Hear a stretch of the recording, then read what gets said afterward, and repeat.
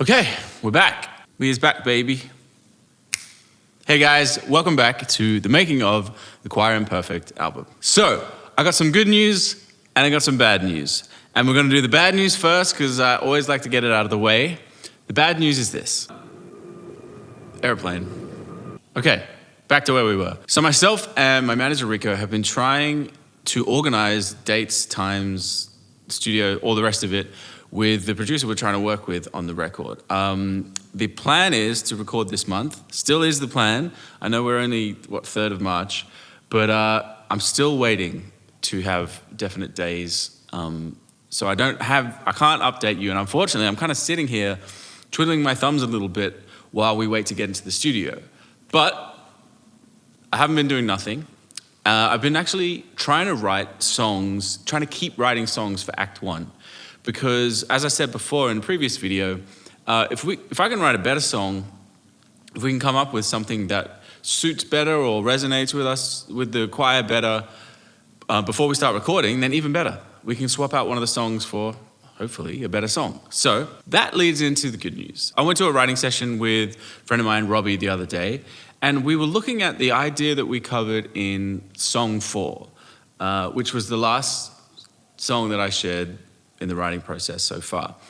And we were thinking about the album arc and how it would be cool to have a song maybe that had a bit more of a sense of a journey that would tie into Act 2, because then in Act 2 it might make more sense of kind of where we end up as opposed to just having them as like 3 standalone things. And we're thinking, okay, what if in Song 4 the topic is a broken home? So break down a relationship with your parents, maybe family, and what that feels like and going through that. And we were like, what if that led to running away from home and you got away from that situation, and then that was the kind of springboard into Act 2 where you're out in the world and then you're having these new experiences, and that act is going to be all about sort of, I guess, love and romantic relationships and the ups and downs of that. So it kind of opens us up to, I guess, a nice little narrative arc. So we're like, okay, that could be cool. And I wanted to talk about some of the inspirations behind it. Obviously, I go into these writing sessions with the emails and the messages that I've received, and I've kind of got them all categorized. So it's like, okay, these were the ones about this type of thing. So I keep referring to them during the sessions. And so I think it was 3 videos ago, I started sharing the ideas around Song 4 and some of the messages I'd received that inspired that. So we revisited some of those, but also 2 other emails that stood out to me with regards to this idea of kind of maybe being a bit younger and being surrounded by parents who are fighting, or a family breakdown completely, and feeling like you need to get away in order to, live a life. But it also ties into maybe even having a partner or a marriage and that breaking down to the point where to save yourself, you got to run away or you got to leave that situation. So I wanted to share 2 emails that were sent through that kind of rang out on that tone. And then I'll play you what we got so far, at least the start of the song. So the first was from Abby Brown. Now, Abby actually has been a member of the choir for, I'm pretty sure, since the first song we did together. Maybe not the first song, but she's definitely been around for a little while. I always remember seeing her videos come up when I was doing the duets for recording the choir early on. So I wanted to give Abby a shout out for being a part of the journey and such a supporter. And her email goes like this. Hey Pace, blah, blah, blah. So here we go. My pivotal moment in life was when my parents separated. I was 14. It was right before COVID broke out in 2019. Didn't know what to do with myself. I had no close friend group at the time. I was kind of friends with everyone and no one, and I felt close enough to speak to. So I held in my feelings. For over a year, I didn't tell anyone what I was going through. Now looking back, this is the worst thing I could have done.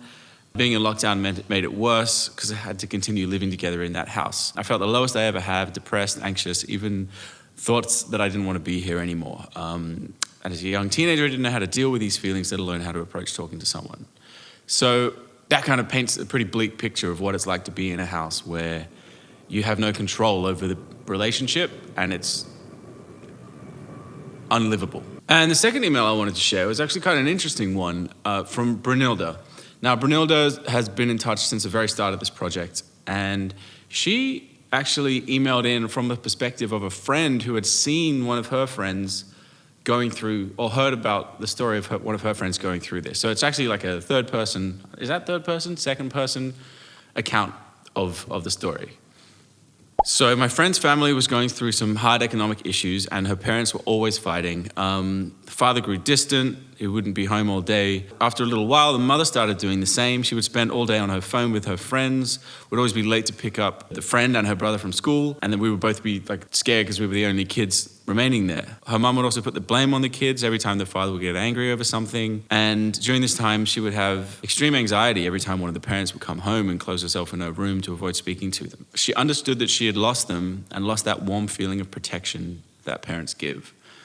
Now, again, it paints a picture of a place where you don't want anyone to be. So we thought, okay, let's run away from that. And this is the song, or this is the start of the song that we came up with. Now, in the verse so far, we've kind of got couplets. Now, couplets is like, I don't know if I'm butchering this, but I think it's like a couple of lines that relate to each other. And then we'll have like a couplet, and then another couplet, and then we'll go into like the pre-chorus. Now, each couplet is inspired from a different story. So it's like if there were like little snippets of people's lives. That may or may not make sense, but it makes sense to me. So here we go. You have to excuse my voice a little bit. I won't be able to go for it in a way that I would normally love to because I'm recovering from tonsillitis. But it goes a little something like this. You call it love or call it lies. I walked away to watch it die, to feel alive. I couldn't sleep under the sheets where lonely souls pretend to meet, and years go by. But I keep falling, I keep crawling, holding on to life. And where did I go wrong? 'Cause I learned how to save my life, but I couldn't save us. I couldn't save us. I'm not leaving, I'm not leaving, 'cause it's not leaving when your heart gets silent. I'm still breathing, I'm still breathing, but I won't beat these broken parts, 'cause it's not fair. So make me wait till you decide to prove you care. Yeah, so there we have it. Verse, pre-chorus, and a chorus. Let me know what you guys think. And if you want to listen to, I guess, the previous song that I shared on the same topic, I think it's 3 videos ago, the thumbnail is All I've Lost. I'm like sitting there looking like a fool. All I've Lost is in the thumbnail. All I am lost is all you gave. So have a look at that. Maybe compare the two. I'd love to hear your thoughts. You can email me or drop a comment on the video or somewhere on Instagram, TikTok, anywhere. Tell me what you think. I'll probably do a poll at some point. Because I kind of like this song as well. Both have different, one is a bit more chill and a bit more, I guess, has a bit more space, and there's beauty to that. I like the chords in the other song especially. But this one kind of hits me. It's kind of a bit more powerful, it has a bit more momentum. And like we talked about, the narrative. So I like both of them. I haven't made a decision. I'd like for you guys to help me with that decision. So yeah, let me know. As always, much love. Big kiss.